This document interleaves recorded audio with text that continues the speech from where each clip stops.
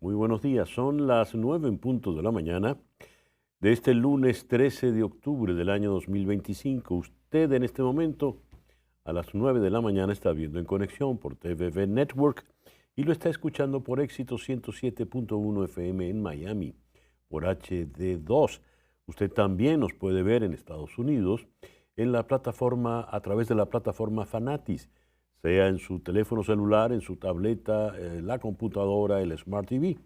Solo debe suscribirse al paquete VZ Play en Fanatis.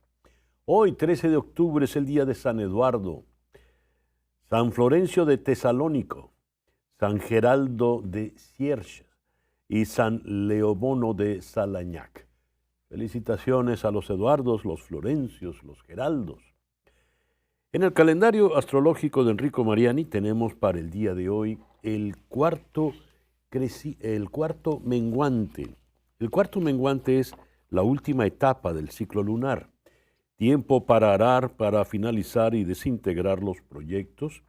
Es el tiempo para reorganizar y reflexionar los planes futuros. Y eso está ocurriendo con la luna en Cáncer, que es luna de fertilidad, es la luna de la familia, es la luna del amor y los enamorados, es también la luna propicia para los niños. Cuarto menguante con la luna en Cáncer y el sol en Libra, este lunes 13 de octubre del año 2025. En un día como hoy, en el año 54, ya de nuestra era, el año 54 de nuestra era, Agripina envenena a su esposo Claudio, y esto para garantizar la sucesión de su hijo Nerón, quien se convierte en tal día como hoy en el nuevo emperador de Roma. El 13 de octubre de 1775 se funda el ejército de los Estados Unidos. El 13 de octubre de 1780 es el cuarto día del gran huracán en el Mar Caribe. Es el primer huracán con el mayor número de víctimas mortales de los que se tiene contabilidad, 22,000 muertes directas, 27,000 muertes totales. Va a durar en el Caribe, va a estar en el Caribe hasta el 16 de octubre. El 13 de octubre de 1792 comienzan las obras para construir la Casa Blanca en Washington. El 13 de octubre de 1903 se da la primera serie mundial del béisbol donde los The Boston Americans vencen a los Piratas de Pittsburgh 3-0 en el juego número 8 en Huntington Avenue. La victoria fue de 5 juegos ganados por 3 derrotas. El 13 de octubre de 1917 en Fátima, Portugal, ante 70,000 testigos, los pastorcitos Jacinta Marto, Francisco Marto y Lucía dos Santos afirman que pueden ver a la Virgen de Fátima y oír sus palabras. Los testigos oculares, aunque no pueden ver a la Virgen, son partícipes de lo que se llamó como el milagro del sol. El 13 de octubre de 1925 nació Margaret Thatcher, la primera mujer en ser primer ministra del Reino Unido, desde 1979 hasta 1990. Por su manera de gobernar, se le llamó la Dama de Hierro. Falleció a los 88 años en el 2013. El 13 de octubre de 1972, un avión de la Fuerza Aérea Uruguaya se estrella en los Andes chilenos, y allí iba un equipo de rugby. Es el comienzo de esa famosa historia de la Odisea de los Andes, que se ha llevado tantas veces a libros, a películas, en fin. Y hoy está cumpliendo apenas 36 años la muy polémica Alexandria Ocasio-Cortez. El programa que te hemos preparado para el día de hoy lo vamos a iniciar en la ciudad de Houston con el economista Francisco Monaldi. El gobierno de Venezuela ofrece petróleo a la administración Trump. Lo hace de manera desesperada, generosa, mientras el gobierno de Trump le da licencias para que se pueda explotar gas a Trinidad y Tobago en el yacimiento de Dragón. Aquí en Miami vamos a conversar con el profesor Eduardo Gamarra. Con él vamos a evaluar el cierre del gobierno. Ya tiene 13 días el cierre del gobierno y 4,000 trabajadores han sido despedidos ya. En Lima vamos a conversar con Augusto Álvarez Rodríguez. Él es periodista. Con él vamos a analizar la nueva crisis política que llevó a la defenestración el pasado viernes de la presidenta Dina Boluarte. Luego en Ciudad de México vamos a conversar con la internacionalista Brenda Stefan. Con ella vamos a analizar la situación en el Medio Oriente. Donald Trump ya ha hablado ante el Knesset, el Parlamento israelí, y ya se han dado toda la liberación de los rehenes israelíes y viene ahora la liberación de los prisioneros palestinos. El foro de hoy, el Premio Nobel de la Paz, el polémico para algunos y muy feliz para la inmensa mayoría de los venezolanos y de sectores de bien en el mundo, el polémico Premio Nobel de la Paz nos lleva a una discusión, a una reflexión. ¿Qué es la paz? ¿Cómo se construye la paz? ¿Cómo se alcanza la paz? ¿Cómo la concebimos? Esto lo vamos a tocar con Esteban Beltrán, director de Amnistía Internacional en España. Él está en Madrid. Y vamos a tocarlo con Rafael Uzcategui. Él es sociólogo, defensor de derechos humanos, director del Laboratorio de Paz. Él es venezolano. Luego, aquí en Miami, vamos a conversar con el abogado penalista Frank Quintero Jr. La venganza del presidente Trump a través del Departamento de Justicia.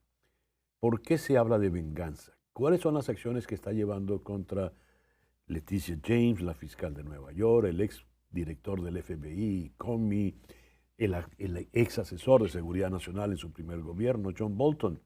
Y vamos a cerrar de nuevo en Miami con Trina Oropesa. Ella es la CEO de Imago por las Artes y regresa Entre Libros, el Festival de Literatura Infantil en Español aquí en Miami. Ese pues es el programa que te hemos preparado para el día de hoy. Y a las 9:07 de la mañana vamos entonces con las noticias más importantes hasta este momento. El presidente Donald Trump llegó a Israel para asistir a la entrega de los rehenes secuestrados por Hamás y para participar en una sesión en el Knesset, el Parlamento israelí, en una visita de apenas unas horas. Trump tiene previsto continuar viaje hacia la ciudad balneario egipcia de Sharm el-Sheikh para asistir allí a la cumbre de paz a la que concurren más de 30 países, más de 20 de ellos representados por sus jefes de Estado o de gobierno. Previamente, el presidente Trump había asegurado durante un intercambio con periodistas a bordo del Air Force One rumbo a Tel Aviv que pese a haber tenido algunas disputas con el primer ministro israelí Benjamín Netanyahu, consideraba que el líder israelí hizo un muy buen trabajo en medio del conflicto en el Medio Oriente. Trump afirmó que sus diferencias con Netanyahu, cito, fueron solucionadas rápidamente y lo calificó como un presidente en tiempos de guerra que ha sido la persona adecuada en este momento. Cita textual. A su vez, Benjamín Netanyahu agradeció en el Knesset al presidente Trump por presentar un plan para poner fin a la guerra de Gaza que abre la puerta a una expansión histórica de la paz en nuestra región y más allá de ella. Usted está comprometido con esta paz, yo estoy comprometido con esta paz y juntos, señor presidente, la lograremos. Lo hemos hecho antes en los acuerdos de Abraham y lo volveremos a hacer. Cita textual para Netanyahu.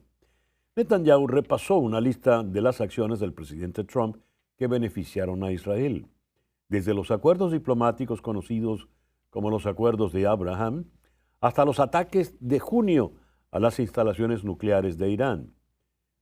Donald Trump es el mejor amigo que el Estado de Israel ha tenido en la Casa Blanca, finalizó Netanyahu.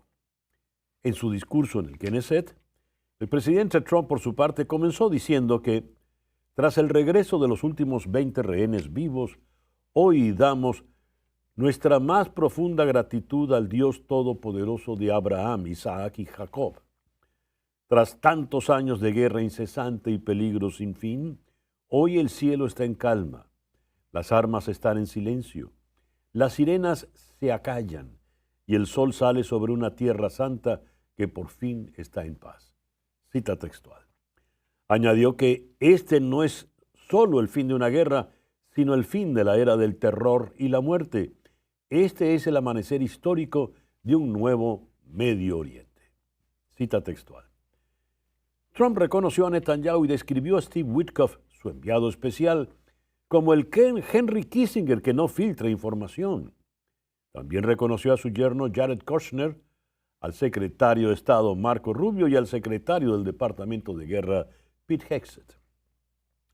El grupo islamista Hamas hizo a algunos de los rehenes aún cautivos en la Franja de Gaza mantener videollamadas con sus familias en las que los milicianos armados aparecen junto a ellos y en las que piden a sus allegados que graben la conversación o hagan capturas de pantalla. Te quiero, papá, están grabando esto para las noticias, haz una captura de pantalla. Eso dice durante una videollamada con su familia el rehén Yosef Haim Ohana, que difundió la cadena 12 de la televisión israelí.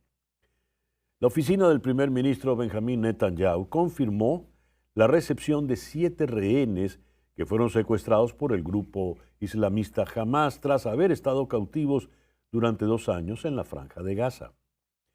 Por su parte, el ejército de Israel confirmó que, cito, de acuerdo con la información provista por la Cruz Roja, los últimos 13 rehenes han sido transferidos a su custodia y están en camino a las fuerzas del ejército y el Shin Bet en la Franja de Gaza.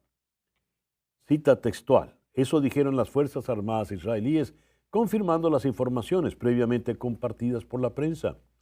Imágenes de la cadena qatarí Al Jazeera muestran las furgonetas del Comité Internacional de la Cruz Roja transportando a los cautivos en Jan Yunis, al sur de Gaza.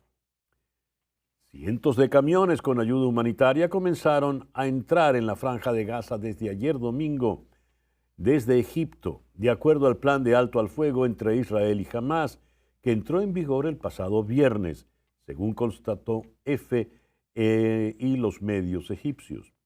Largas colas de camiones con ayuda se encuentran también en la zona de Rafah, fronteriza con Gaza, a la espera de entrar en la franja a través de los cruces de Kerem Shalom y Afsha, controlado por Israel, según informó el canal de televisión egipcio Al Qahira News.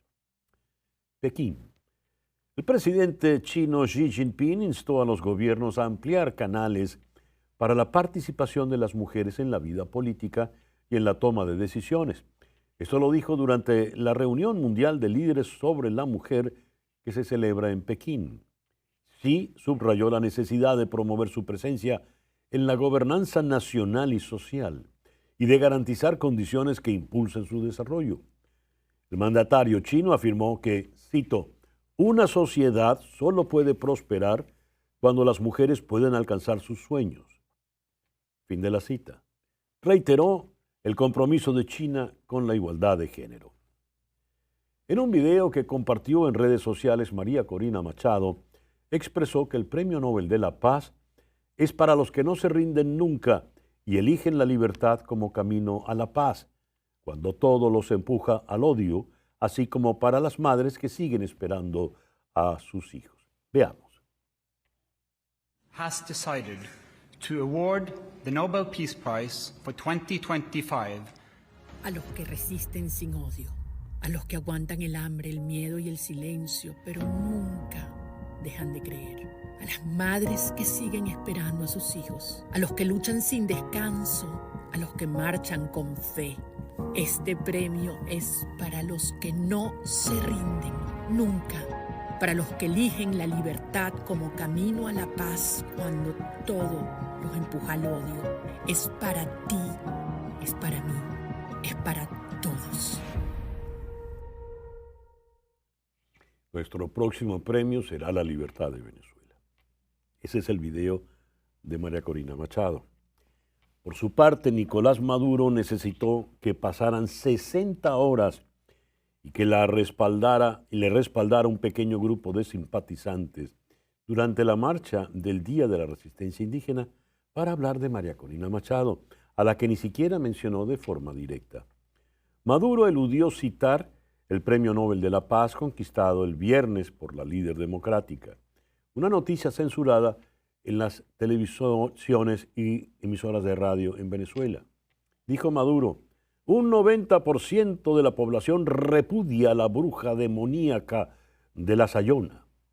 Que sepan los imperialistas que somos el pueblo de los Come Candela, la estirpe guerrera caribe indomable.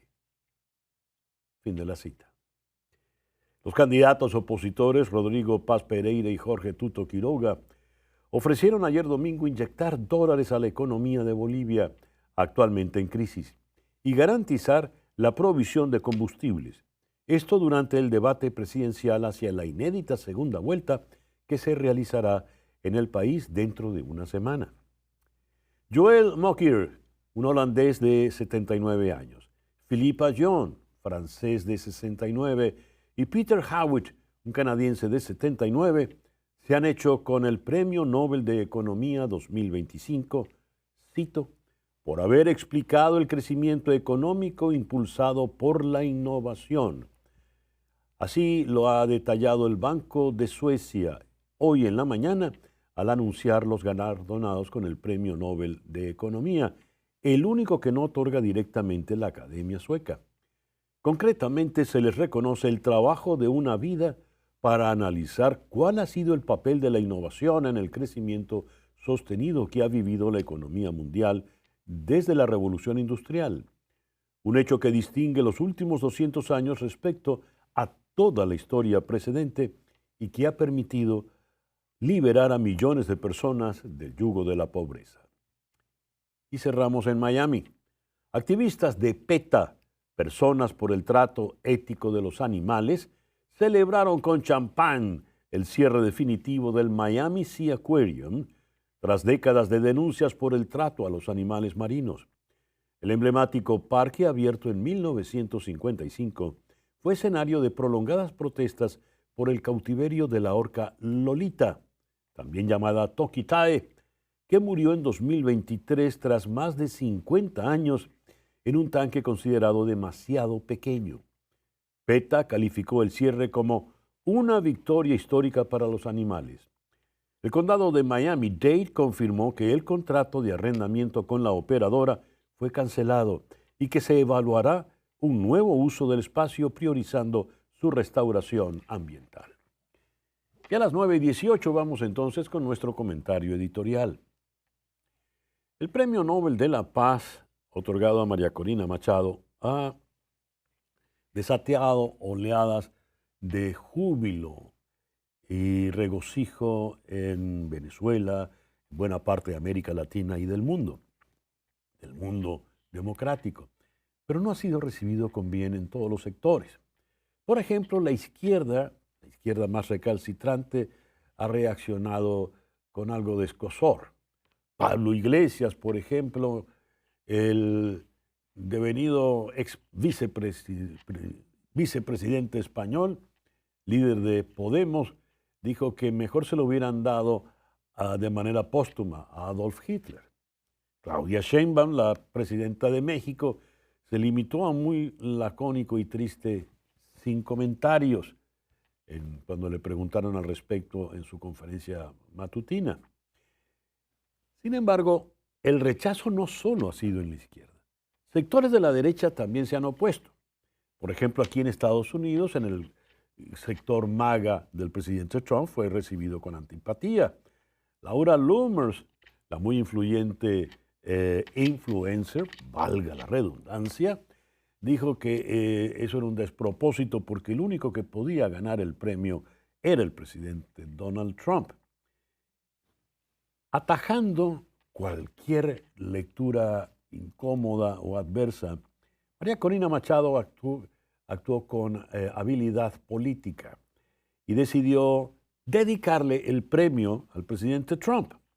De manera bastante displicente, mencionó el hecho sin mencionarla a ella por su nombre. Se limitó a decir, esta señora que ha ganado el Nobel me lo ha dedicado a mí, me lo ha dado a mí, era lo que quería decir. Sin embargo, no es la única persona que se refiere a María Corina Machado sin llamarla por su nombre. Ayer, disfrazado de jefe indio, con un penacho en la cabeza, Nicolás Maduro, después de 60 horas de silencio, hizo mención a el premio de la señora y comentó, 90% de la población, esto según una encuesta de Interlaces, que es una encuesta del régimen chavista, 90% de la población repudia a la bruja demoníaca de la Sayona. Que sepan los imperialistas que somos el pueblo de los come candela, la estirpe guerrera caribe indomable. Esto con un penacho de plumas, arco y flecha. Desde los tiempos en que Aristóbulo Istúriz era ministro de Educación en el gobierno de Hugo Chávez, se cambió el tradicional nombre de Día de la Raza al 12 de octubre por Día de la Resistencia Indígena. Una frase sin duda absurda y cursi, muy digna del léxico bolivariano. Pues bien, en ese día aprovechó Maduro para convocar incluso a las etnias indígenas a defender la revolución. No solo las venezolanas, llamó a una defensa de todos los indígenas de la América Latina para defender la revolución de Venezuela. Evidentemente el discurso suena bastante delirante. Hoy comienza una semana muy importante. ¿Qué viene después del Premio Nobel de la Paz? ¿Qué puede ocurrir, por ejemplo, el domingo, cuando se canonicen José Gregorio Hernández y la madre Carmen Rendiles? Ya María Corina Machado ha hecho llamados a celebrar. Mas, ¿cómo será esa celebración? ¿Qué lectura política y popular podrá tener esa celebración? Y ya que hablo de los santos católicos, no quiero que se me pase por alto que en el día de ayer, Maduro disfrazado de jefe indio recibió una suerte de ensalmo a lo María Leonza, no sé qué, en plaza pública para darle poderes. Si esos son los poderes que le van quedando, no se ve bien la cosa para él. 9:22 de la mañana, una pequeña pausa y ya regresamos con nuestra primera entrevista del día de hoy.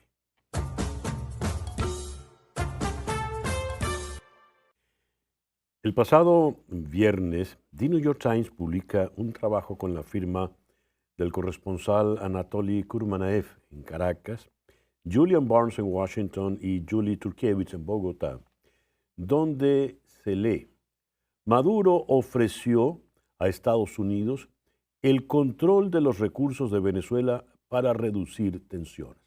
Se entiende, los recursos petroleros.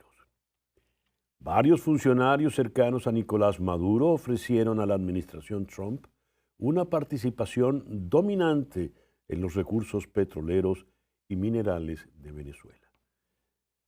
A ver, vamos a la ciudad de Houston. Allí está el doctor Francisco Monaldi, economista, experto petrolero, profesor en la Universidad de Rice. Francisco, muy buenos días. Muchísimas gracias por atendernos. Buenos días, César. Francisco, ¿qué impresión te merece esta información que reveló The New York Times con la firma sobre todo de Anatoly Kurmanaev en Caracas? Sí, bueno, esto es un tema que se venía hablando y obviamente había también algunas señales, incluso de la administración de Maduro, de estar planteando ese tipo de cosas, pero el detalle que nos ha revelado el New York Times, que por cierto ha pasado un poco bajo la mesa por la extraordinaria noticia del Premio Nobel de la Paz a María Corina Machado, pero esto es un tema creo que de grandísima relevancia, porque lo que Claro. está aquí planteado es que Nicolás Maduro, para tratar de mantenerse en el poder, ha tratado de negociar con el señor Grenell una cosa sin ningún precedente, es decir, un cambio completo en el modelo petrolero de Venezuela para darle un acceso privilegiado a empresas privadas de los Estados Unidos, e incluso llegando al punto de prometerle también de salir de los rusos y los chinos, de la participación de los rusos y los chinos tienen en el sector petrolero venezolano. Evidentemente, esa visión transaccional, neocolonialista que está detrás de eso, es simplemente un intento de posponer o distraer o evitar, digamos, la política de presión que está aplicando otra parte de la administración Trump, y por eso llegó hasta esos extremos la propuesta, digamos, de Maduro. Ahora, no se ha sabido cuál es la reacción. Solo sabemos que Trump desistió de cualquier negociación y dejó por fuera al señor Grenell. ¿Esto significa entonces que hizo caso omiso de esa oferta?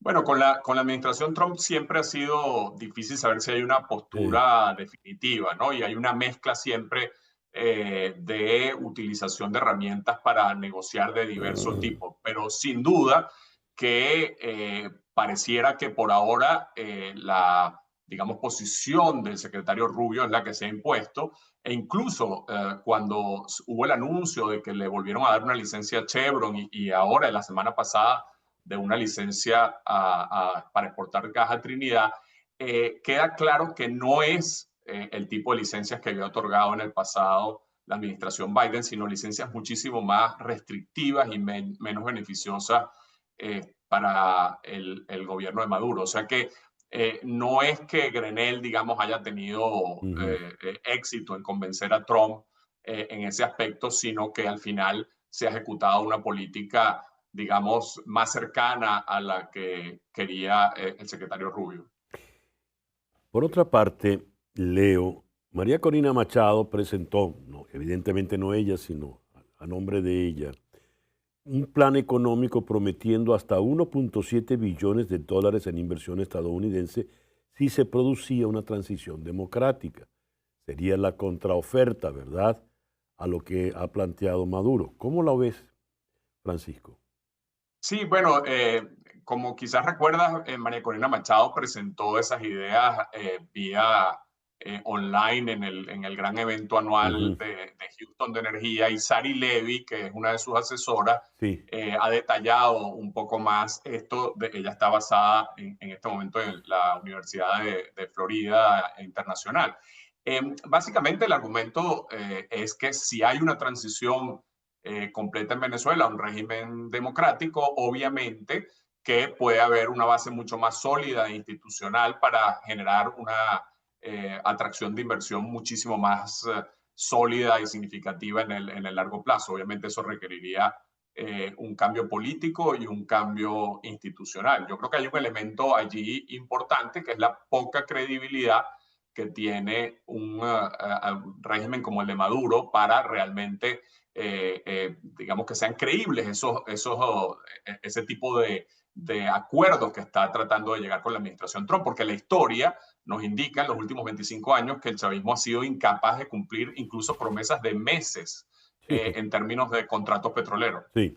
Por lo pronto, lo único que es cierto es lo siguiente: el gobierno de Estados Unidos otorgó una nueva licencia al sector energético que permite a Shell y Trinidad y Tobago negociar y desarrollar el yacimiento offshore Dragon, situado en aguas venezolanas cerca de la frontera marítima.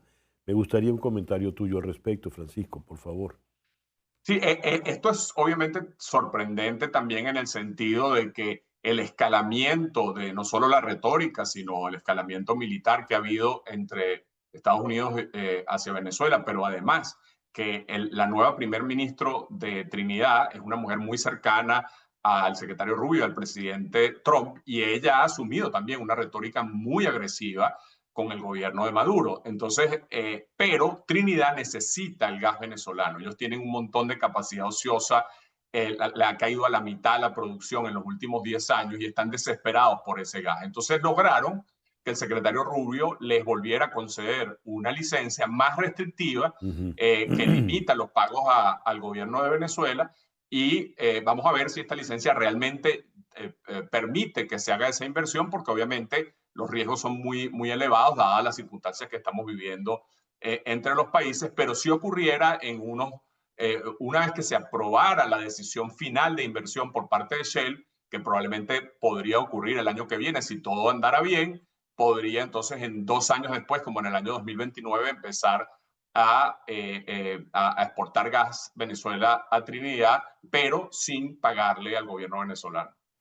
Y, a ver, estamos hablando del 2029, cuando pareciera que hay cambios muy cercanos, ¿verdad? ¿De qué manera podría cambiar eso? Porque eso de lograr una licencia sin tener beneficios del Estado suena como absurdo, ¿no, Francisco? Bueno, eso te da una idea del nivel, digamos, de disposición que ha tenido Maduro a aceptar cualquier término que le plantee los Estados Unidos con tal Ya. de mantener una relación, porque ciertamente es inédito que se acepte una licencia de este tipo. También es bastante inédito que se acepte una licencia como la que aceptaron para Chevron, que no parece permitir realmente pagos, sino entregar una parte del petróleo y ni siquiera la importación de diluyentes de Estados Unidos, que era uno de los beneficios principales que tenía la licencia de Biden. Entonces, sin duda que Maduro está aceptando términos que jamás pensamos que aceptaría. ¿Esto podríamos leerlo como un indicador de su desespero? Yo creo que sí, yo creo que Ujú. no hay duda que él en este momento está diciendo vamos a aceptar todo lo que pueda establecer algún tipo de conexión y de incentivo para Estados Unidos para seguir hablando con ellos, con la administración de Maduro. Esa es clarísima la posición en ese sentido y están esperando a ver, bueno, si eso pospone, digamos, la política tan agresiva que ha asumido la administración Trump con el gobierno de Maduro. Francisco, muchísimas gracias por estos minutos en la mañana de hoy. Encantado. Francisco Monaldi, de la Universidad de Rice, desde la ciudad de Houston. 9:35 de la mañana. Los primeros prisioneros palestinos liberados por Israel como parte del acuerdo de alto el fuego con Hamas en Gaza llegaron sobre las 12:50 hora local a la plaza de Ramallah, donde decenas de familiares y amigos les esperaban. En dicha plaza, frente al Palacio de Cultura de la capital de la Cisjordania ocupada, se han vivido escenas de alegría ante la bajada de los expresos de los dos autobuses de la Cruz Roja que los transportaron desde la prisión israelí de Ofer, situada a unos pocos kilómetros de allí. Esa es la situación más reciente de lo que se está viviendo en este momento ya de tregua y alto el fuego en Gaza. Y a las 9:36 de la mañana, aquí vamos a perdón, vamos ahora aquí en Miami, vamos a conversar con el profesor Eduardo Gamarra, de la Universidad Internacional de Florida. Eduardo, muy buenos días. Muchísimas gracias por estar con nosotros en la mañana de hoy. Contrario, un placer siempre, César Miguel, gracias por la invitación. Más de 4,000 trabajadores civiles recibieron notificaciones de despido el pasado viernes y se prevén más recortes. Los empleados federales, por su parte, recibieron sueldos reducidos. Ya son 13 días, más de 13 días con el gobierno cerrado. ¿En qué situación está el país, Eduardo? Bueno, hay obviamente un impasse que por lo menos ahora y yo creo que por lo menos por el futuro previsible no va a haber un acuerdo entre republicanos y demócratas. Hay una división muy fuerte que en mi opinión por lo menos al no haber reuniones, al no estar presente, por lo menos la Cámara Baja, Ujú. no hay ni siquiera negociaciones. Entonces, por lo menos en los próximos días, esto no va a resolverse. Y más allá de eso, está el tema obvio que la respuesta, particularmente del presidente Trump, ha sido una respuesta basada en una división ideológica o digamos, Ujú. por lo menos político-partidaria, que él castiga, ¿no? Sobre todo a empleados federales que él considera que están en burocracias que supuestamente son pues controladas por los demócratas. Para mañana hay una reunión del Senado. ¿Qué puede ocurrir mañana, Eduardo? Bueno, en el Senado quizás es donde hay algunas voces que son un poquito menos estridentes que en la Cámara Baja, y donde algunos senadores demócratas han estado por lo menos dispuestos a negociar con los republicanos. Es posible, ¿no? Que avancen algo, pero tendrían que avanzar en un tema que es extraordinariamente complejo, que Ujú. es el de, de resolver cómo se van a reducir los gastos en salud, que es Ujú. la posición republicana. Ellos piensan que ya han resuelto el problema con el Big Beautiful Bill, y demócratas que ven el impacto de los recortes, donde al menos los estudios que conozco nos dicen que los precios de salud se duplicarán en una buena parte de los casos. Entonces, cómo resolver esto es un tema extraordinariamente complejo, que no es solo político, es un tema obviamente también de contabilidad, digamos, ¿no? Sí. Ahora, Eduardo, las implicaciones políticas de esto son muy altas. La apuesta evidente del presidente Trump y los suyos es que el público responsabilice a los demócratas, le eche la culpa al Partido Demócrata. Los demócratas están apostando exactamente a lo contrario. Una encuesta de The Economist YouGov indica que el 41% responsabiliza a los republicanos y al presidente Trump frente a un 30% que responsabiliza a los demócratas. ¿Esta tendencia cómo se puede mover a favor o en contra con los próximos días de permanecer cerrado el gobierno, Eduardo?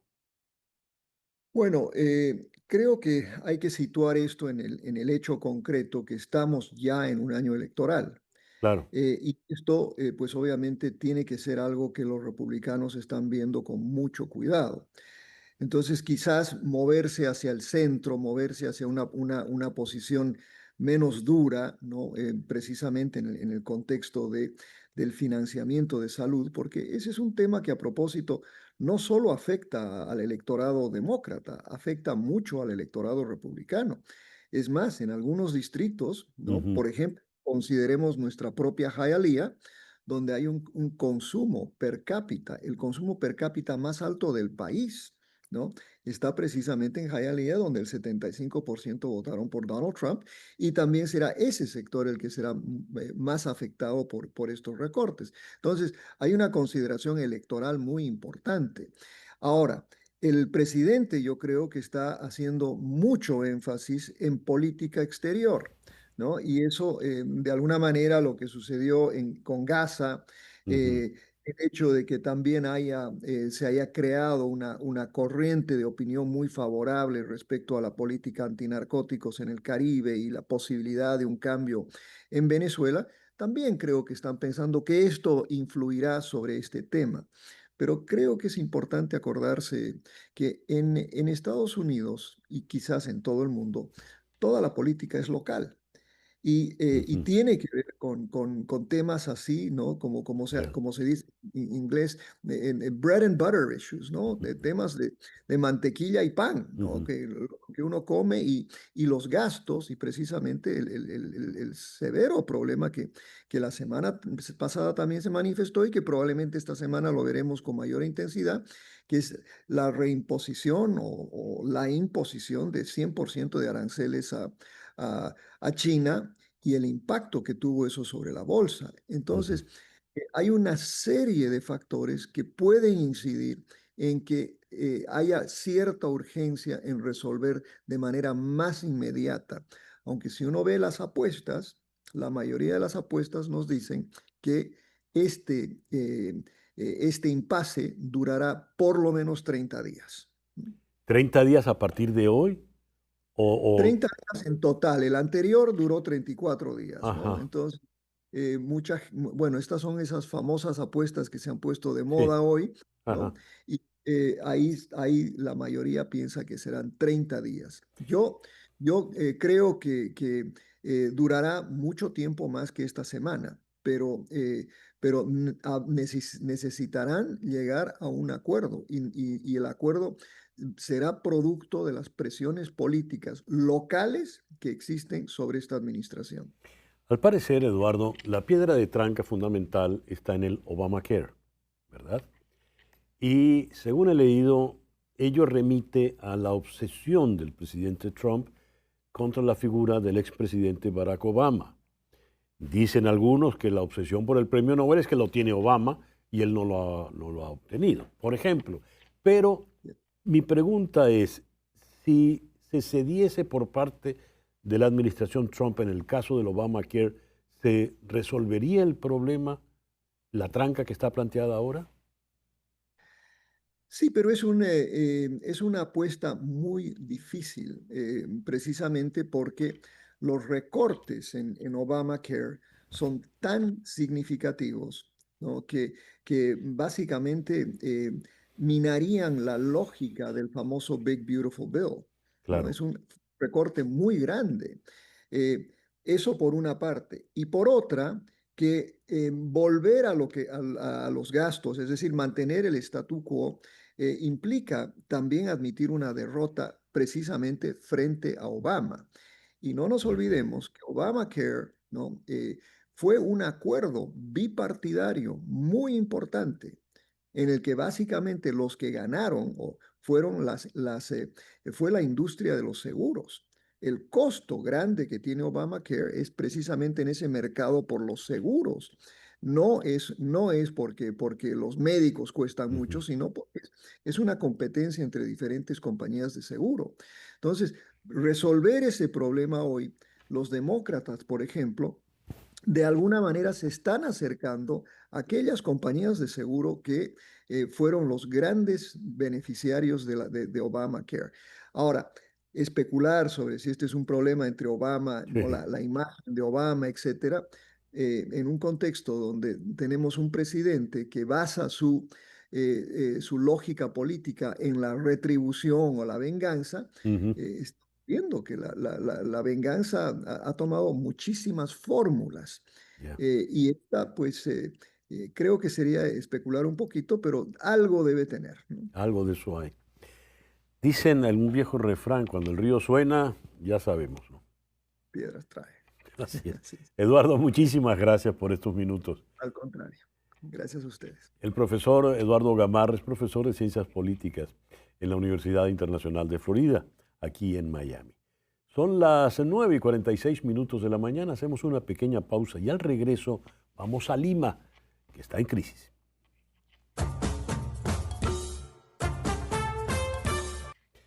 9:50 de la mañana. Vamos ahora a la ciudad de Lima, donde está el periodista y economista Augusto Álvarez Rodríguez. Augusto, muy buenos días. Muchísimas gracias por atendernos en la mañana de hoy. César Miguel, muy buenos días. Encantado de estar en tu programa.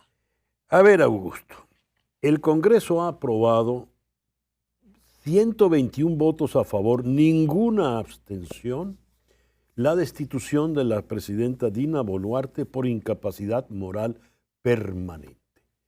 ¿Qué ha ocurrido? ¿Qué terminó? ¿Cuál fue la gota que rebasó el vaso en la larga crisis que viene padeciendo Perú en los últimos años, Augusto? Sí, una expresión de la crisis es que hemos tenido 10 presidentes en 10 años. Eso ya es una expresión de la Uy, sí. fragilidad de la institucionalidad en el país. Y en este caso, en el Perú, lo que ha ocurrido es que hay un problema de inseguridad creciente muy grave, pero yo diría que eso no es el tema fundamental o el tema que explica por qué cayó la presidenta Boluarte cuando solo le faltaban ya 8 o 9 meses para acabar su periodo, su mandato. La razón principal es que las elecciones ya se acercan. Primero. Segundo, que la presidenta Dina Boluarte tenía una desaprobación de 95% de la opinión pública en el Perú. Tercero, que los partidos que están en el Congreso y que tienen candidatos presidenciales quieren tomar distancia del gobierno.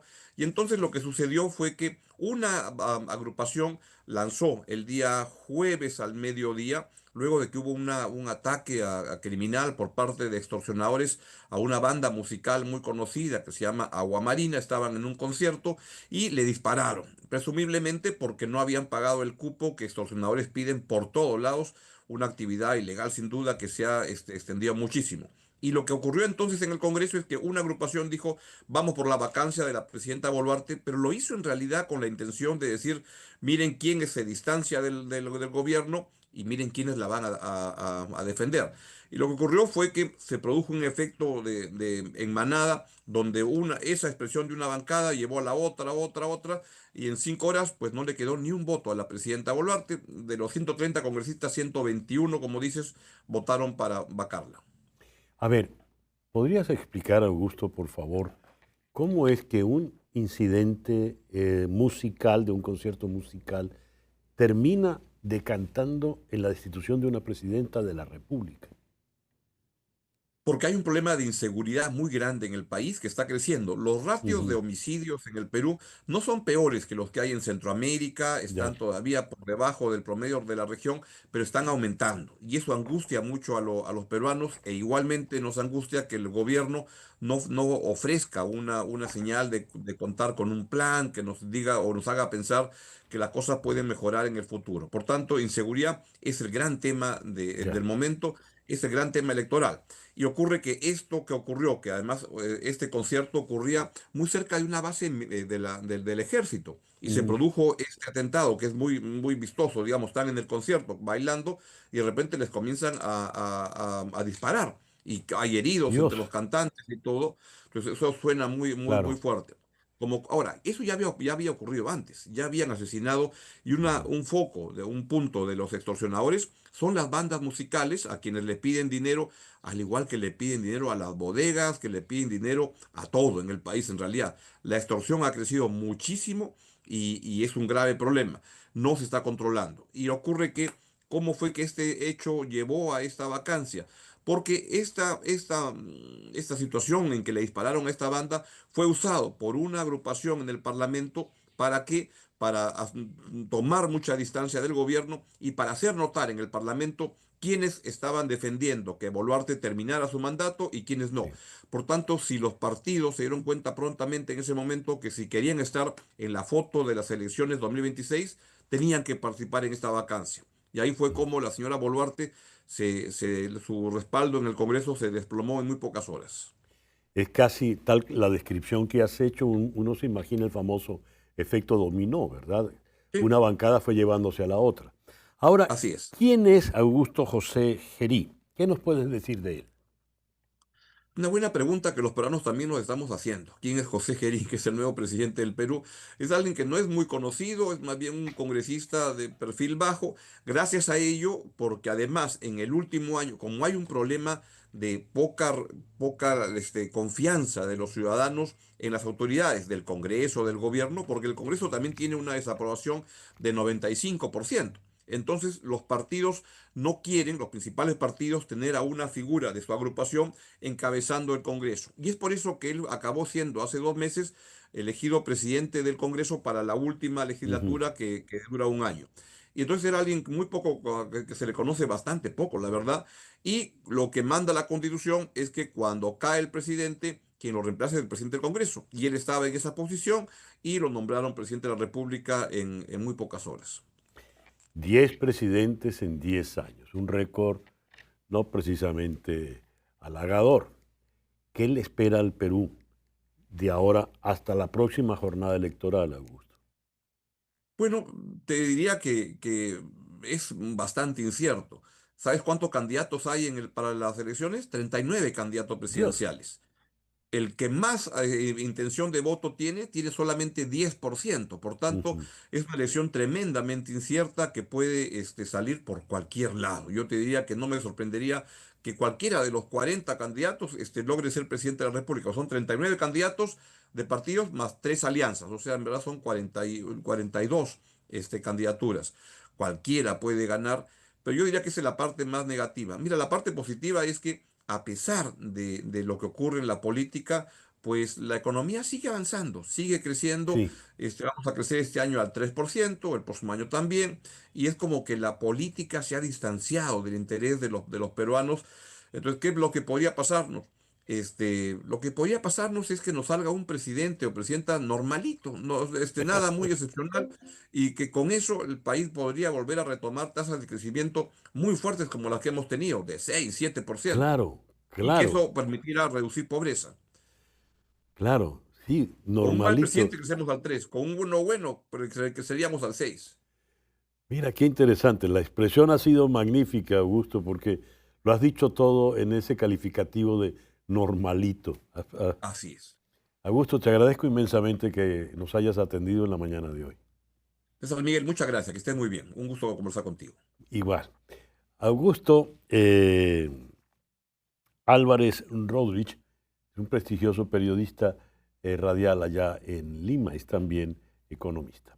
Son las 9:57 de la mañana. En Nigeria, la ciudad de Igbo Ora vuelve a llenarse de vida y de coincidencias. Miles de gemelos se reúnen para celebrar su festividad anual, una tradición que ha convertido a esta localidad en la llamada capital mundial de los gemelos. Cada año, familias de todo el país llegan para rendir homenaje a la fertilidad, la herencia cultural y las creencias que rodean este fenómeno. Aquí los nacimientos múltiples no son una rareza, sino una bendición. Según estudios, Igbo Ora tiene la tasa más alta de gemelos por habitante del planeta.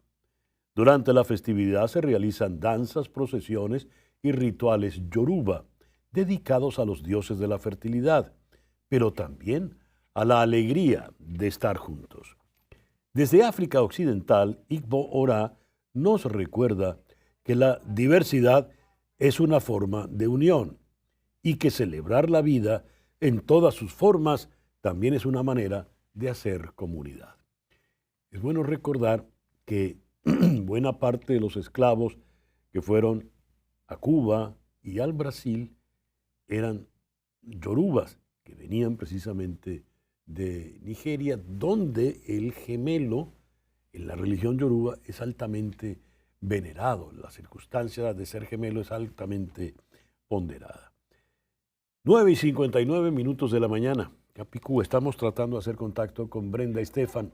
Ya tenemos a Brenda. Vamos entonces a Ciudad de México con la destacada internacionalista Brenda Estefan. Brenda, muy buenos días. Muchísimas gracias por atendernos en la mañana de hoy. Muy buenos días, César Miguel. Un gusto estar en tu programa. Brenda, está el señor Trump, ha llegado a Israel, ha hablado en la Knesset, se han dado los intercambios previstos de rehenes israelíes y prisioneros palestinos. ¿Estamos realmente ya hablando de una paz que puede consolidarse, que puede ser duradera?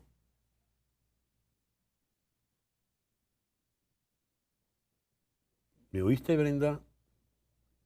Creo que no me ha oído. No, yo creo que lo que estamos viviendo hoy es un día, pues, de fuertes emociones, un día esperanzador. ¿Me escuchas, César Miguel? Perfectamente. Adelante, Brenda, te escucho muy bien. Bueno, Adelante. esperanzador, pero es apenas la primera fase del plan de 20 puntos planteado por Donald Trump. Estos primeros pasos eran los que se veían más viables, más asequibles. Sin embargo, hay muchas interrogantes sobre lo que podría venir después, porque no hay claridad sobre el futuro gobierno o autoridad sobre la Franja de Gaza, sobre el desarme del grupo terrorista Hamas y tampoco sobre el futuro de Cisjordania. Entonces, hay muchos elementos aún que son los más complicados de la ecuación que hacen ver que esto es más un cese al fuego que el inicio de un proceso de paz profundo. Es difícil ser muy optimista cuando se conoce la historia de la región y cuando sabemos que los puntos más sensibles aún no han sido resueltos. Sin embargo, desde luego que es una buena noticia que hayan cesado los bombardeos, que los rehenes hayan vuelto a casa. Hoy hay imágenes de un lado en Tel Aviv, en la plaza de los rehenes, en donde hay júbilo por el regreso de estas personas después de 2 años de haber estado en manos de Hamas. Y por otro lado, también hay imágenes de cientos de miles de personas en la Franja de Gaza que buscan regresar hacia los centros urbanos, queriendo ver si aún queda algo de sus casas, si algunos familiares siguen ahí. En fin, son imágenes pues muy esperadas ya también después de estos 2 años, pero que combinan el júbilo también con el dolor de quienes han muerto a lo largo de estos 2 años y que parecieran apenas Ujú. una fase muy inicial, un cese al fuego, como ya decíamos, frágil, que no necesariamente conducirá a una paz duradera en la región, César Miguel. ¿Cuáles son los puntos más sensibles, esos que aludiste, Brenda? Tenemos un delay con Brenda. A ver. Los 3 puntos más sensibles son quién va a gobernar Gaza. En estos 20 puntos que nos pone Donald Trump, la idea es que haya un consejo de paz guiado por el mismo por Donald Trump, en donde estaría también el ex primer ministro británico Tony Blair, y que este cuerpo internacional fuera el que gobernara, pero esto dejaría de fuera a la Autoridad Nacional Palestina y no hay realmente representación palestina en esta propuesta. De forma que no necesariamente va a ser aceptado por... Hemos perdido el audio de Brenda, Brenda Estefan en Ciudad de México. A ver si Wilson, nuestro director, puede recuperarla. Lo que está comentando Brenda es sumamente importante porque deja por fuera a los protagonistas de la situación, las víctimas, como son los palestinos, ¿verdad? ¿Quién va a gobernar en esos territorios palestinos si no son palestinos? Hemos perdido a Brenda. En su discurso en el Knesset, el presidente Trump comenzó diciendo que tras el regreso de los últimos 20 rehenes vivos, damos nuestra más profunda gratitud al Dios Todopoderoso de Abraham, Isaac y Jacob. Tras años de guerra incesante y peligro sin fin, hoy el cielo está en calma, las armas están en silencio, las sirenas se acallan y el sol sale sobre una tierra santa que por fin está en paz. Este no es solo el fin de una guerra, sino el fin de la era del terror y la muerte. Es el amanecer histórico de un nuevo Medio Oriente. Hacían observaciones algunos analistas en Estados Unidos, en New York Times, por ejemplo, hacían alusión a las citas tan religiosas por parte de Donald Trump, cosa que no es precisamente frecuente a la hora de hablar en el caso del conflicto en el Medio Oriente. Y contrario a las advertencias, a las observaciones que nos estaba haciendo Brenda Estefan, la postura del presidente Trump es la de señalar y subrayar que se está ya ante algo definitivo, ante el nacimiento del Medio Oriente, de una nueva situación en el Medio Oriente. El pasado viernes pude entrevistar en La Peña junto a Ricardo Brown al expresidente costarricense Oscar Arias, quien fuera Premio Nobel de la Paz en 1980, cuando se logran los tratados de Esquipulas que llevan a la paz en Centroamérica.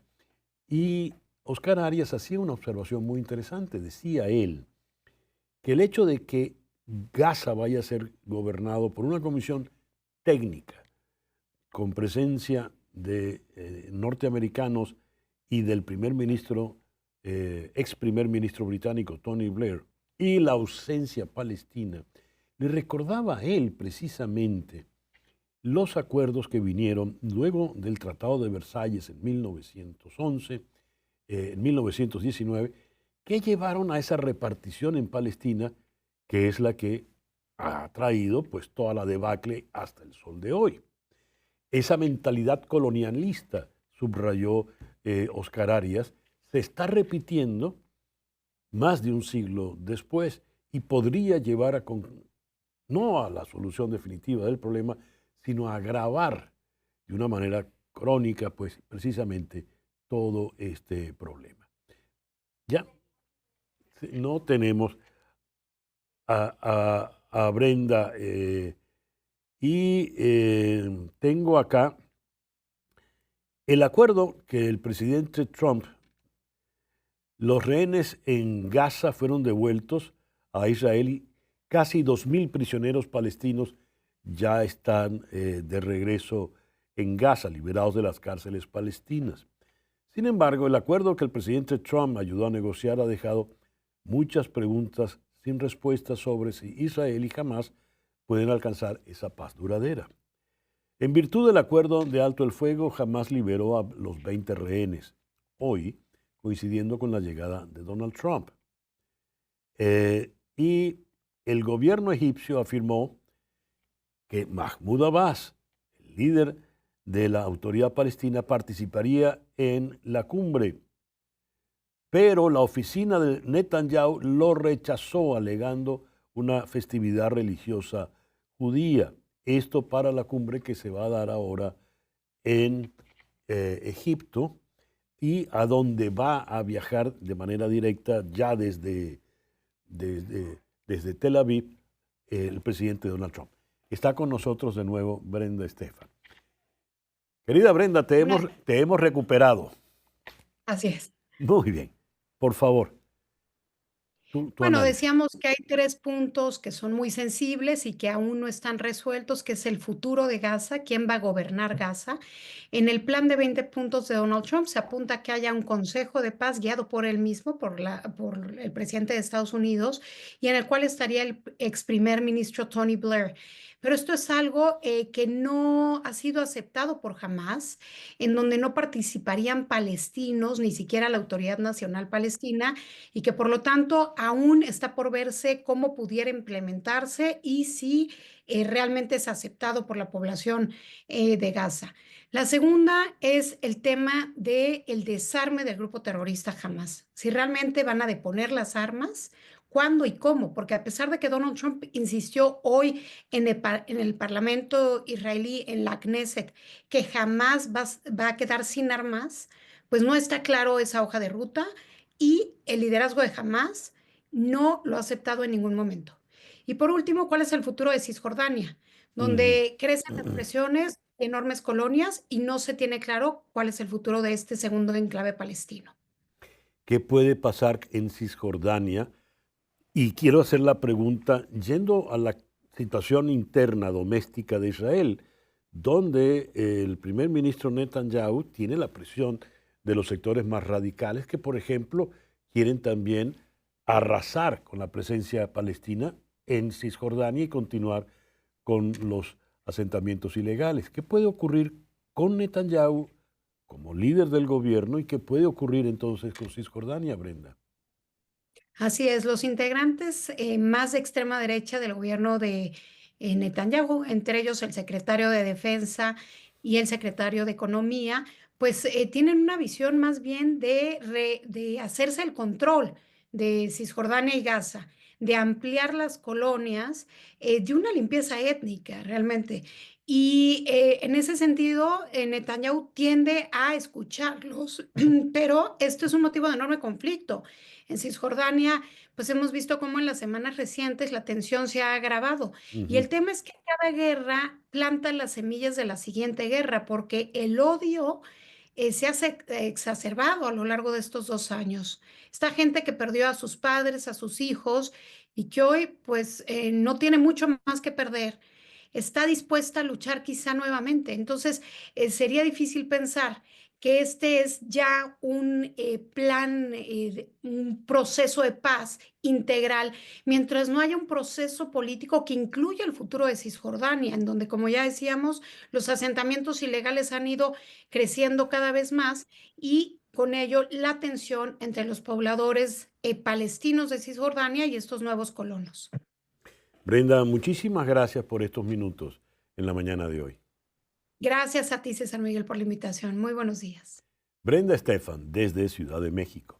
10 y 11 minutos de la mañana, una pequeña pausa y al regreso venimos con nuestro foro del día de hoy, que trae como título ¿Cómo se construye y consolida la paz?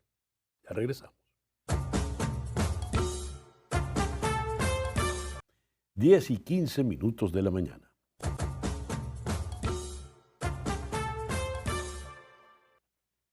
¿Cómo se construye la paz? Leo lo siguiente.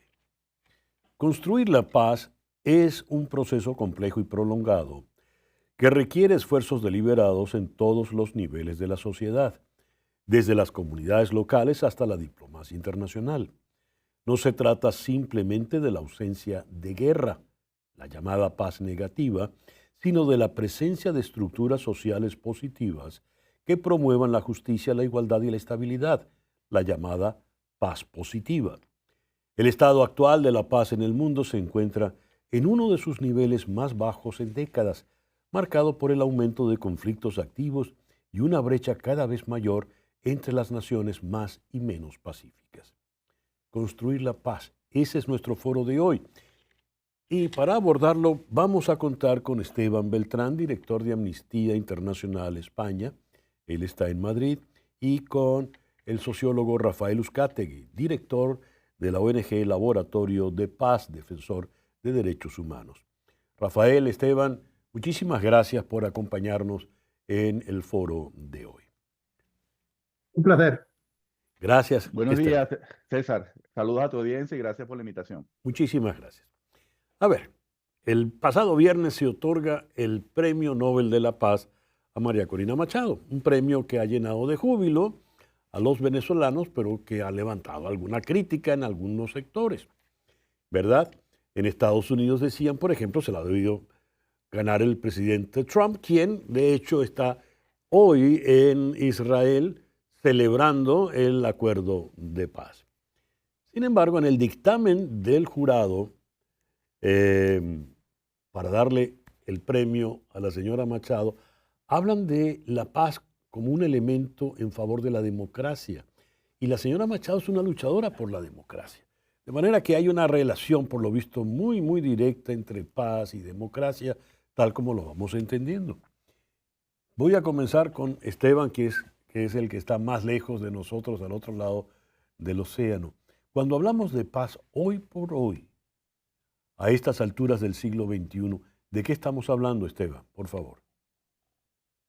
Bueno, primero lo que no es también, ¿no? Paz no es Vale. lo mismo que derechos humanos. Esto es importante.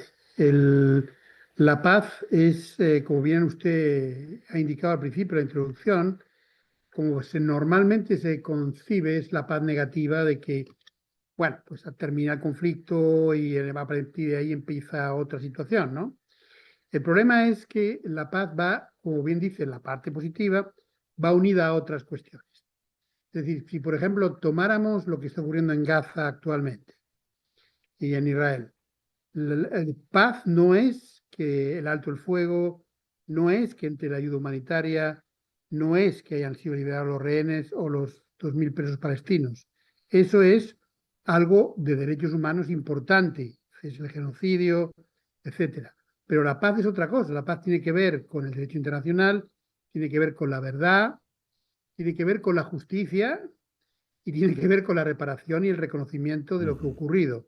Si eso no lo hay, los conflictos se eternizan. Y ahora estamos viviendo además en una época en que hay una cantidad de conflictos muy grande y tan grande como no se veía en muchos años. Estamos hablando de unos 52 conflictos armados en todo el mundo. Y tenemos también situaciones en que no hay conflicto armado, pero tampoco hay paz. Como usted ha indicado, Venezuela es un ejemplo también de situación de represión profunda, O tenemos a México, que es uno de los países donde existe un mayor número, hay desde el año 2005, estamos hablando de 133.000 desapariciones forzadas, bueno, o desapariciones forzadas, por lo tanto, no es un conflicto armado, pero tampoco es paz. Por lo tanto, yo pongo más relación. Paz, una verdadera paz tiene que ver con el respeto a los derechos humanos. Me gustaría oír tu primera impresión, por favor, Rafael. Gracias, César. No, por supuesto que muy de acuerdo con Esteban.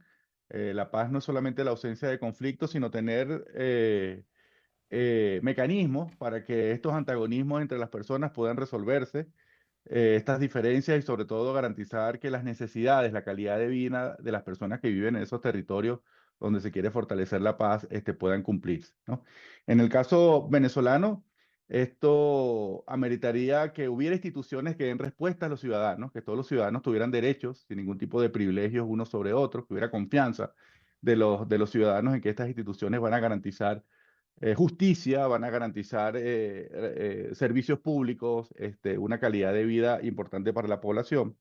Pero también pensando en nuestra situación como venezolanos, para poder instalar y para poder hacer que esa paz sea perdurable, y que eso es el gran desafío en el futuro, que este regreso a la democracia pueda incorporar a todos los sectores que quieran contribuir a ella. Por supuesto, necesitamos del acompañamiento de la comunidad internacional para que además en ese proceso de instalación de la paz haya confianza para que, por supuesto, estas diferencias que generaron conflictos y que generaron violencias de diferente nivel, puedan resolverse y los venezolanos podamos recuperar la confianza entre nosotros, pero también recuperar la confianza en que se van a instalar autoridades e instituciones que van a garantizar los derechos y la calidad de vida.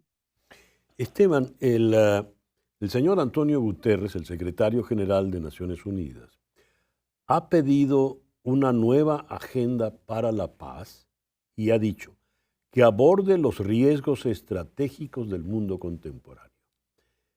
¿Qué pretende el secretario general con esa nueva agenda para la paz? ¿De qué está hablándonos realmente? Esteban, por favor.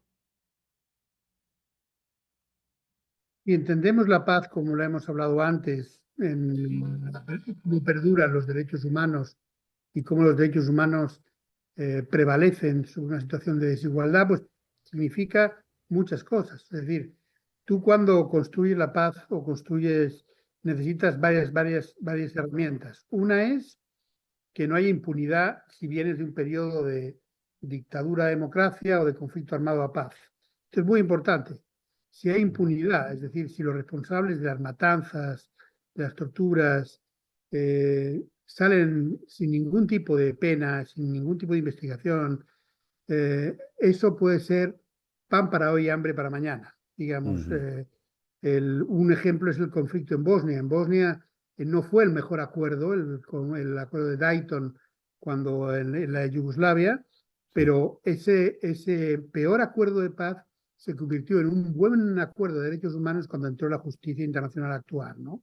Por lo tanto, hay como intentos de atajos, ¿no? De cuando finaliza un conflicto, de decir, bueno, pues la verdad es lo importante, la reparación, pero bueno, la justicia es lo de menos. No, la justicia es importante si no queremos que haya una repetición, ¿no? Y en el caso de la Yugoslavia, claramente no ha habido una repetición, que tiene que ver también con la justicia. Un segundo elemento tiene que ver con que las democracias acometan derechos civiles como libertad de expresión, libertad de reunión, son muy importantes, pero también acometan la vivienda, la educación, la salud.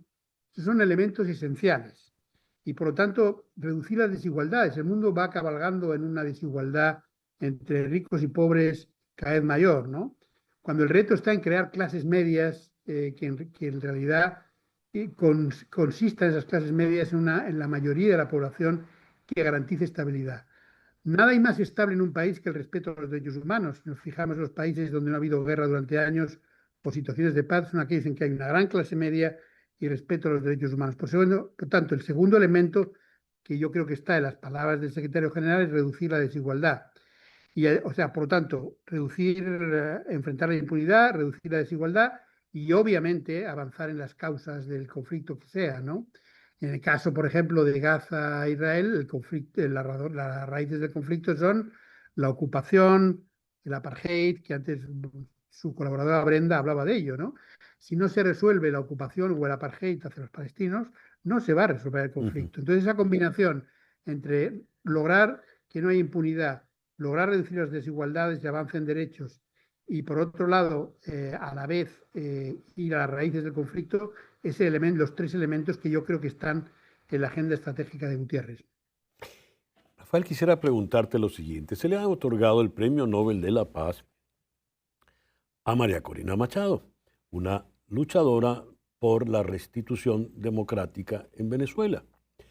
Si se le ha dado el Premio Nobel de la Paz y en el dictamen el jurado ha establecido esa relación tan directa entre paz y democracia, te pregunto, a ti como estudioso del caso venezolano, ¿es que Venezuela está actualmente en situación de guerra?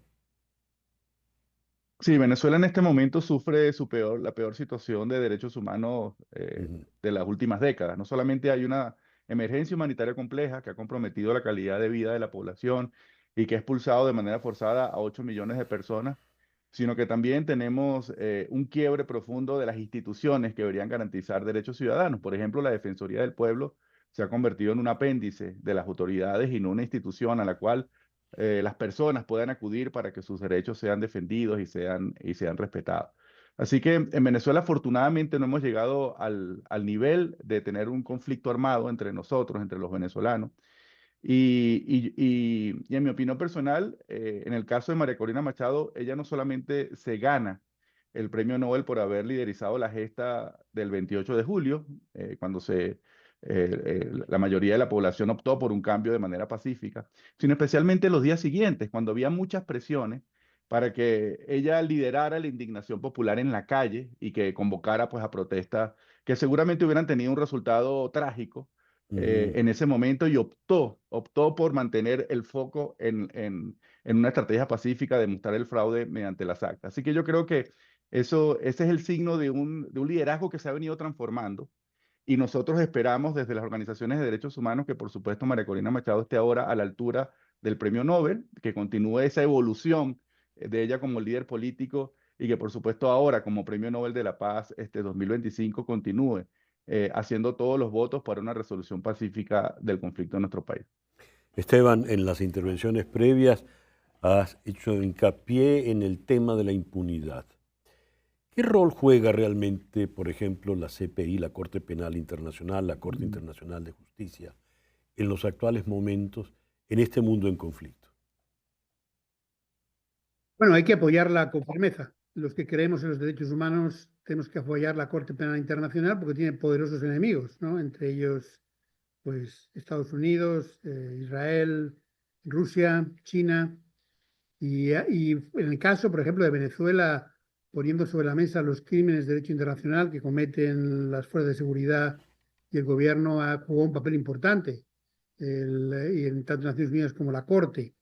En el caso creo que tuvo un papel muy, muy relevante en el caso de Israel y Gaza, con las órdenes de búsqueda y captura de tanto de Netanyahu como sus ministros de defensa, como los líderes de Hamas.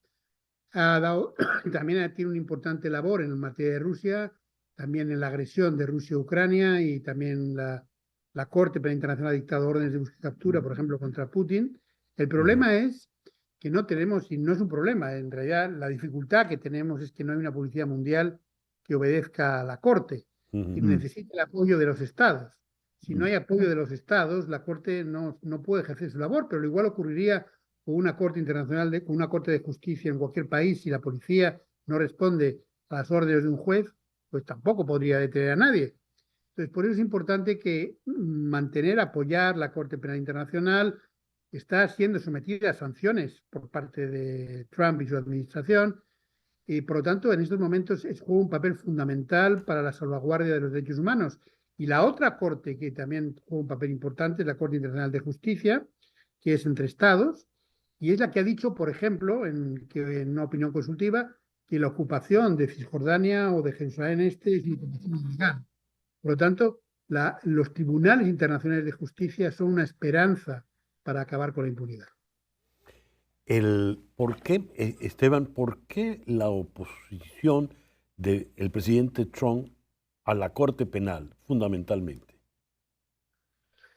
Bueno, primero viene en general, la administración Trump no cree en el derecho internacional. O sea, no cree, ha denunciado la Corte Penal Internacional, ha denunciado los acuerdos de París de cambio climático, quiere cambiar todo el sistema de asilo mundial, no cree en ello, cree en una vuelta a un concepto del siglo XIX y principios del XX, que es la soberanía nacional. Entonces, por eso se opone. Se opone también porque durante, como bien sabemos, la guerra de Irak y la invasión de Irak y Afganistán, sus soldados cometieron crímenes contra la humanidad y no fueron juzgados, y por eso también tampoco desea que la Corte juzgue a sus soldados. Ellos no los juzgan en sus tribunales y no los juzgan por la Corte Penal Internacional. Por lo tanto, no cree en el internacionalismo el presidente Trump y no cree en ninguno de los aspectos que sirvan para fortalecer el derecho internacional. Él quiere volver a un derecho nacional, no a un derecho internacional. Muy bien. El tiempo se nos ha acabado, así que voy a dejarle la palabra de conclusión de hoy a Rafael. Y me gustaría, Rafael, tu opinión, ya en definitiva, sobre lo que ese premio Nobel significa para la causa de la democracia en Venezuela. ¿Qué viene después de ese premio Nobel, Rafael? Mira, la verdad es que lo que ha hecho Noruega es una expresión de que todavía la comunidad internacional tiene mecanismos para seguir presionando sobre la situación venezolana, poniendo el tema en los titulares internacionales. Así que lo que nosotros esperaríamos es que ese gesto de Noruega sea visto con mucha atención por Brasil, quien pudiera en este momento seguir teniendo una voz cantante para poder resolver el conflicto venezolano a partir del desconocimiento de la voluntad popular. Ojalá Brasil esté tomando nota de lo que acaba de suceder y que además esta relación con el liderazgo reconocido por la mayoría venezolana ya no es solamente una líder político, sino es el Premio Nobel de la Paz. Así que, por supuesto, la vinculación con María Corina Machado cambia y también esperamos que María Corina Machado también siga creciendo como líder político, como lo hizo Mandela en algún momento, que en el inicio de su carrera política apostó por la violencia debido a la situación compleja que se vivía en Sudáfrica en ese momento con el apartheid y después, bueno, evolucionó hacia el gran líder político que hoy reconocimos y que finalmente fue también galardonado por el Premio Nobel de la Paz. Así que ese liderazgo a la altura de la gente, a la altura de los desafíos y a la altura de la paz y las necesidades de los venezolanos. Rafael, Esteban, muchísimas gracias a ambos por estos minutos en la mañana de hoy. Un placer, gracias a vosotros. Gracias, siempre en contacto. Esteban Beltrán es el director de Amnistía Internacional España, nos habló desde Madrid. Y Rafael Uzcategui es un defensor de derechos humanos venezolano de larga trayectoria, actualmente está al frente del Laboratorio de Paz. 10:33 de la mañana. Hacemos ahora una pausa y al regreso nos ocupamos de lo que los observadores y analistas han dado en llamar la venganza del presidente Trump a través del Departamento de Justicia. Ya regresamos en Conexión. Son las 10:37 de la mañana. De última hora se nos informa que el presidente Trump ha aterrizado en Egipto y se dirige a la localidad de Sharm el-Sheikh para participar en la firma del acuerdo de paz entre Hamas e Israel. El presidente aseguró en el Knesset israelí que el acuerdo representa el comienzo de la era dorada de Israel y el Medio Oriente. Líderes mundiales como el presidente del gobierno español, Pedro Sánchez, o el primer ministro del Reino Unido, Keir Starmer, aterrizaron hoy en la ciudad balneario egipcia de Sharm el-Sheikh para asistir a la Cumbre de la Paz y a la firma del final de 2 años de guerra en la Franja de Gaza. Además de Sánchez y Starmer, llegaron ya a la localidad al sur del Sinaí el emir de Qatar, Tamim bin Hamad Al Thani, el primer ministro de Irak, Mohammed Shia al-Sudani, el jefe del gobierno de Pakistán, Shehbaz Sharif, el rey de Bahrein, Ahmad bin Isa al-Khalifa, la primera ministra italiana, Giorgia Meloni, y el presidente turco, Recep Tayyip Erdogan, así como altos funcionarios de Omán, Kuwait y Emiratos Árabes Unidos.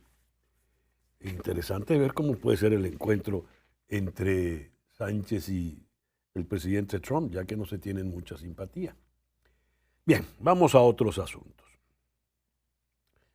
Tres figuras históricamente críticas del presidente Donald Trump: la fiscal general de Nueva York, Leticia James, el ex director del FBI, James Comey, y el ex asesor de Seguridad Nacional, John Bolton, enfrentan procesos judiciales casi simultáneos, lo que ha desatado un debate sobre la politización del sistema judicial estadounidense. Ya los observadores políticos hablan de la venganza del presidente Trump a través del Departamento de Justicia. Abordemos este tema con el destacado abogado penalista Frank Quintero Jr. aquí en la ciudad de Miami. Frank, muy buenos días. Muchísimas gracias por atendernos en la mañana de hoy. Buenos días, César. Muchas gracias por invitarme a este programa tan informativo como siempre. Frank, ¿por qué se habla de la venganza del presidente Trump a través del Departamento de Justicia? Bueno, esto es algo que sinceramente nunca ha pasado en la historia de este país al nivel del sistema criminal. Este presidente ha decidido usar el Departamento de Justicia como su propia fiscalía para atacar personas que él percibe que han sido y son sus enemigos. Es un bochorno, en mi opinión. Llevo 42 años trabajando al nivel federal, a la jurisprudencia federal, ver este tipo de actividad. Y la razón que digo eso es porque en el caso de Comey, hubieron dos investigaciones, las dos investigaciones hechas por diferentes fiscales federales concluyeron que no había suficiente evidencia para presentar cargos. Eso es número uno. Número dos, el presidente en la red social de él pone un mensaje, quita al fiscal que está en el distrito donde eventualmente le presentan los cargos a Comey, pone una mujer que no tiene experiencia ninguna como fiscal, y a los 2 días de esa mujer tomar el poder como el fiscal en ese distrito, le presenta los cargos formales a Comey. No hay forma en el mundo que un fiscal pueda en 2 días revisar la evidencia en un caso de esa índole y poder presentar en buena fe cargos formales contra cualquiera. Ese en el caso de Comey. En el caso de Leticia, sabemos a través de la prensa que ella había presentado documentos claramente explicando que esa casa que iba a comprar no era su casa primaria de residencia, sino que era una segunda casa, que ella no iba a vivir en esa casa.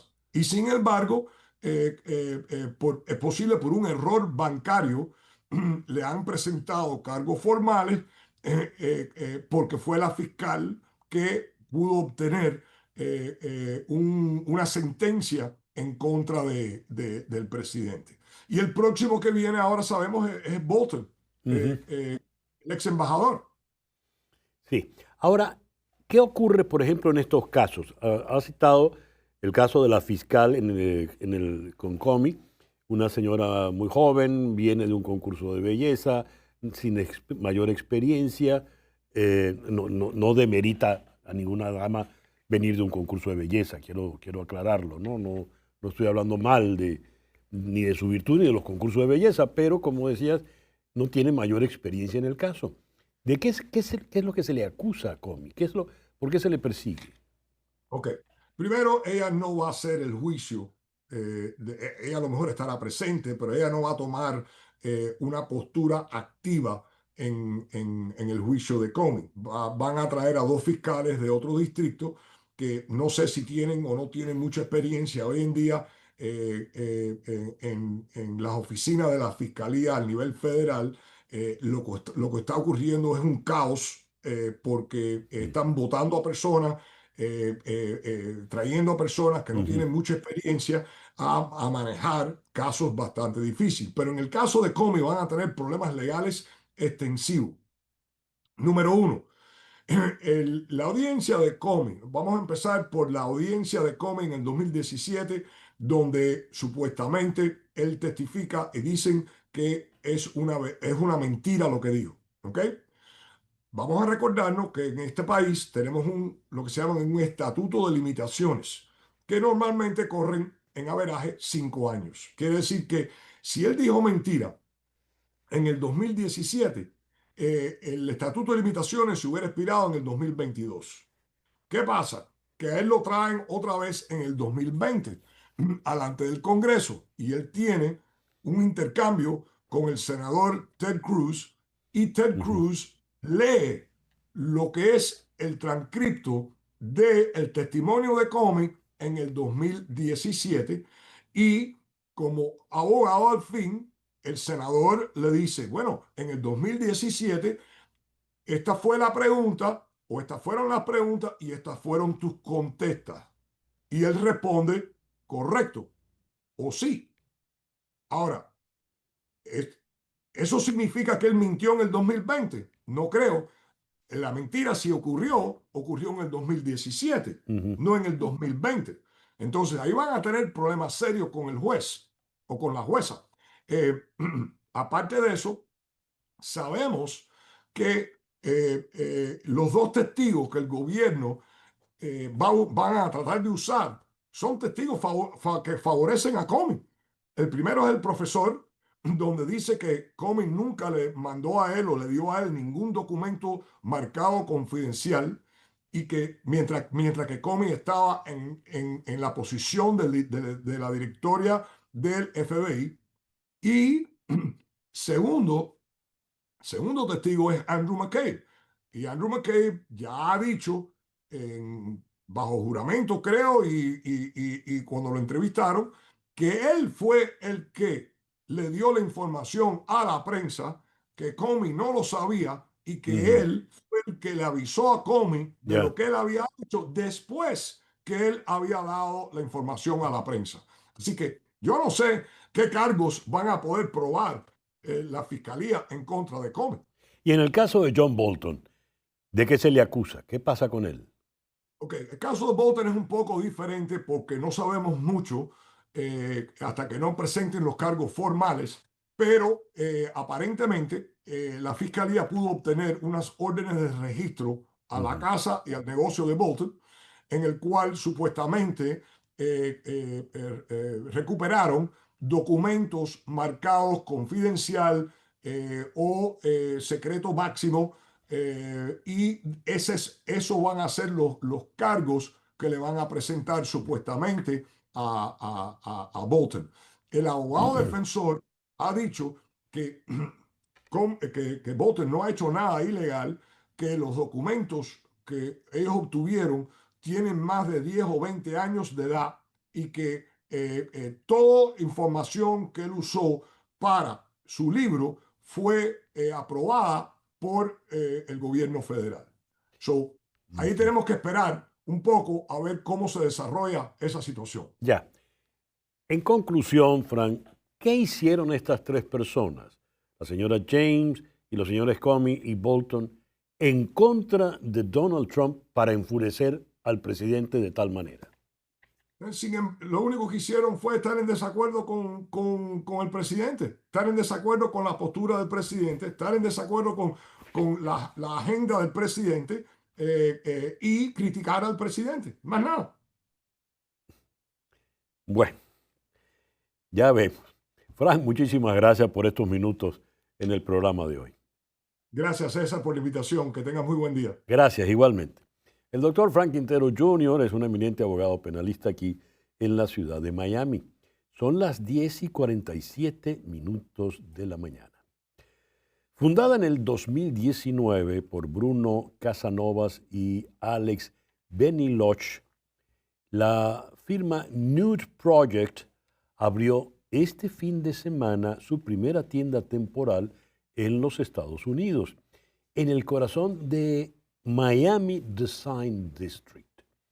Conocida por vestir a figuras como Madonna, Raúl Alejandro o Ronaldinho, Nude Project combina moda urbana con una estética minimalista y un fuerte sentido de comunidad. El espacio, que permanecerá abierto hasta el 26 de octubre, no es solo una tienda, es una experiencia. Incluye un árbol central, una librería que se transforma en fotomatón y actividades interactivas pensadas para conectar con el público joven. La apertura coincide con la Semana de la Música Latina en Miami y los fundadores prometen apariciones sorpresa de artistas. Para ellos este es un salto transatlántico, una forma de probar el mercado estadounidense y proyectar su sello creativo más allá de Europa. Y a las 10:49 de la mañana seguimos en Miami y hacemos ahora contacto con Trina Oropesa. Trina es la CEO de Imago por las Artes y trae una maravillosa noticia. Regresa Entre Libros. Trina, muy buenos días. Muchísimas gracias por atendernos en la mañana de hoy. Buenos días, César Miguel. Sí, aquí estamos, muy entusiasmados. Muchísimas gracias por el espacio. Para los que no conocen, ¿qué es Entre Libros?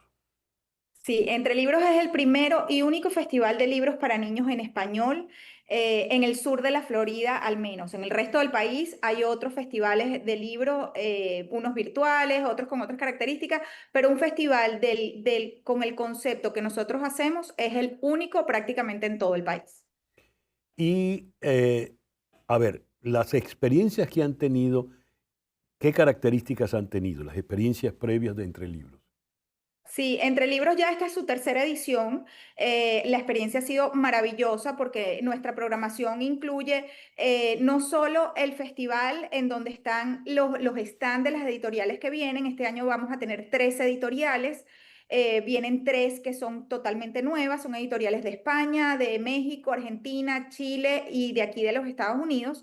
Y además eso viene como abrazado, enmarcado con una bellísima exposición que este año hemos decidido que el tema que cruce todo el festival es el tema de la poesía, ese género tan maravilloso y tan especial que tanto sensibiliza. Entonces vamos a tener una bellísima exposición que se llama Verso y Color, inspirada o exponiendo ilustraciones de libros para niños en español sobre poesía de estas 3 editoriales. Además de eso, vamos a tener un programa de cuentacuentos a lo largo de todo el fin de semana, de talleres de arte y creatividad, todos inspirados en los libros de estas editoriales. Vamos a tener presentaciones especiales, vamos a tener a la gente del Armour Dance Theater, que es la escuela de danza más antigua de Miami, bailando para todo el público. Vamos a tener a nuestros niños cuentacuentos que hicieron el Festival de Niños Cuentacuentos a principios de año, también con Imago por las Artes. El opening va a ser con el ensamble musical que dirige Héctor Molina de C4 Tríos para adultos.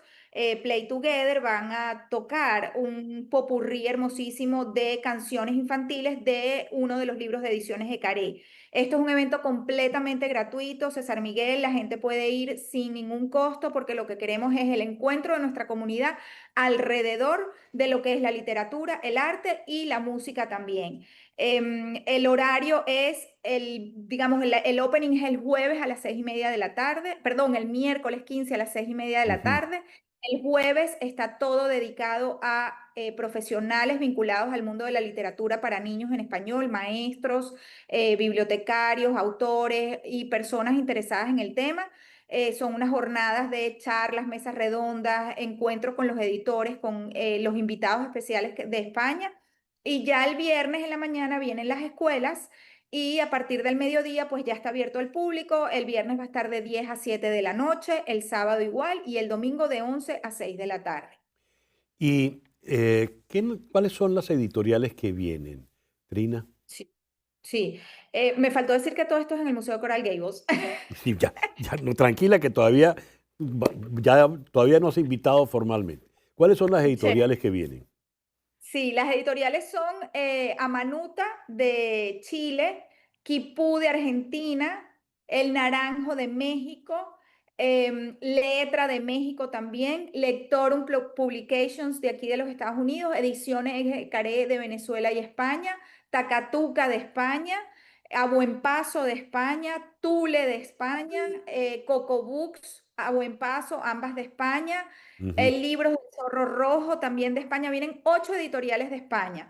España tiene una riqueza inmensa de maravillosas editoriales independientes de literatura para niños. Esas son las editoriales que vienen. Muy Ahí bien. están saliendo. En efecto, es allí en el Coral Gables Museum y la experiencia es maravillosa. Yo les puedo contar que en la sala grande son mesones donde se despliegan todos los libros y los editores de libros infantiles apelan a un ingenio en el diseño, en la encuadernación y se ven maravillas. La experiencia es maravillosa, valga la redundancia, no solo para los niños, sino para los padres y los abuelos de los niños, según sea el caso. Trina, por favor, ¿podrías invitar a nuestra audiencia? Claro que sí. Bueno, los esperamos ya a partir de este miércoles. Hay gente que nos ha escrito, pero el jueves podemos ir. Sí, el jueves pueden ir, porque está abierto al público ya desde el miércoles a las 6:30 de la tarde.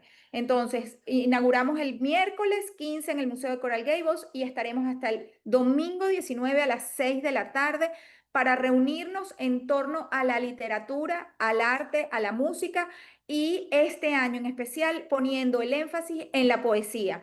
Creo que merece un homenaje porque además, César Miguel, no sé si lo sabías, pero la ciudad de Coral Gables está cumpliendo 100 años y su fundador, George Merrick, era poeta también, escribió poesía. Entonces esto es una manera también de honrar y hacerle un homenaje a la ciudad y a su fundador.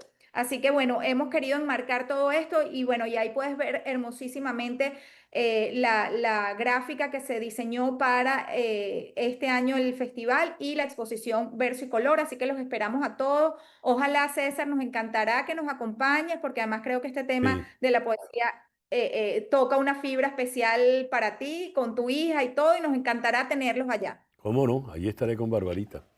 Trina Oropesa, CEO de Imago por las Artes, y la buena noticia de que regresa Entre Libros. Gracias, Trina. Muchísimas gracias a ustedes. Se nos fue Diane Keaton y uno puede repasar cualquier cantidad de películas de Diane Keaton. Anoche Florelis y yo volvimos sobre Annie Hall, esa maravilla. Y Woody Allen ha hablado de la partida de Diane Keaton. Ellos hicieron juntos El Dormilón, La última noche de Boris Grushenko, Manhattan, Días de Radio. Y de Annie Hall, Allen escribió que él la escribió pensando directamente en ella. Pasamos unos años maravillosos juntos y finalmente ambos seguimos adelante. Solo Dios y Freud podrán averiguar por qué nos separamos. El final de Annie Hall, se despiden y vemos eso a través de un cristal, se dan la mano y ya queda la pantalla vacía. Woody Allen bromeaba sobre Diane Keaton que ellos acabarían como Norma Desmond y Erich von Stroheim, ella como la actriz y yo como su chofer, que antes era su director. Hace unos días el mundo era un lugar en el que estaba Diane Keaton, ahora es un mundo en el que ya no está, por lo tanto es un mundo más triste. Aún así quedan sus películas y su gran risa que sigue resonando en mi cabeza. Las palabras de Woody Allen sobre Diane Keaton, y recomiendo de verdad, vuelvan sobre El Dormilón, pero sobre todo vuelvan sobre Annie Hall, donde ella está realmente extraordinaria. Bien, el reloj indica que son las 10:57 de la mañana. Este martes en Conexión seguimos en Egipto, donde se firma y se consolidan los acuerdos de paz para el Medio Oriente. Este martes en Conexión. Gracias pues por permitirnos estar allí. Tengan todos el mejor día posible.